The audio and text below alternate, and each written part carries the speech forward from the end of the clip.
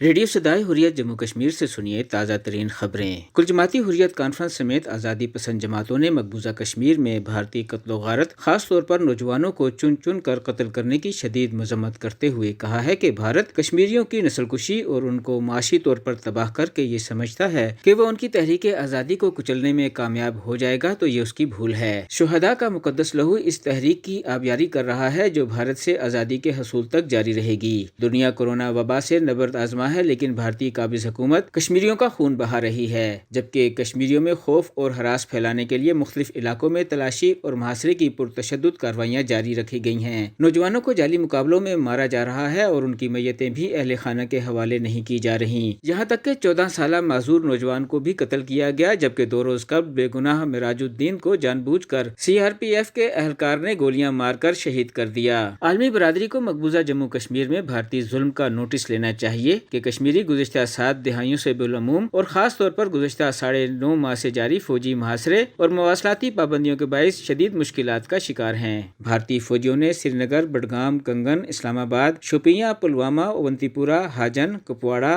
ہندواڑہ، سوپور، بارامولہ، رفیع آباد، پٹن، ڈوڈا، کشتواڑ اور دیگر علاقوں میں اپنی پرتشدد کارروائیاں جاری رکھی ہوئی ہیں۔ ان علاقوں کے رہائشیوں کا کہنا ہے کہ غاصب فوج نے ان کی زندگی اجیرن بنا دی ہے، گھروں میں زبردستی گھس کر مکینوں کو ہراساں اور گھریلو سامان کی توڑ پھوڑ کی جا رہی ہے۔ ضلع گولگام کے علاقے یمراج میں ایک کارروائی کے دوران قابض فوج نے بھاری ہتھیاروں اور کیمیائی مادے استعمال کر کے متعدد مکانوں کو نقصان پہنچایا۔ ادھر بارامولہ قصبے میں بھارتی پولیس نے گھروں پر چھاپوں کے دوران 3 نوجوانوں کو گرفتار کر لیا۔ کشمیر کونسل یورپی یونین کے چیئرمین علی رضا سید نے بھارت کی متنازع پالیسیوں، خاص طور پر مقبوضہ کشمیر کے عوام پر ڈھائے جانے والے مظالم اور بھارت میں اقلیتوں کے ساتھ ناروا سلوک کے بارے میں یورپی پارلیمنٹری ریسرچ سروس کی تازہ رپورٹ کا خیر مقدم کیا ہے۔ اس کے ساتھ ہی خبریں ختم ہوئیں۔ CRPF ان دنوں کشمیر میں بے گناہ لوگوں میں موت ہی تقسیم نہیں کر رہی، بلکہ وہ دنیا کی آنکھوں میں دھول جھونکنے کی غرض سے کورونا سے متاثرہ لوگوں میں راشن کی تقسیم بھی کر رہی ہے۔ مگر یہ الگ بات ہے کہ راشن ہندو اور مسلمان کی تخصیص برت کر تقسیم کیا جا رہا ہے۔ خود سنیے ایک سرپنچ کی زبانی جو مفادات کے لیے بھارتی غلامی پر تو آمادہ ہو گئے، مگر انہیں راشن کی تقسیم میں ان کی حیثیت یاد کرا دی گئی کہ مسلمان کے لیے مودی حکومت اور فوج کا عملی رویہ کس قدر متعصبانہ اور نفرت انگیز ہے،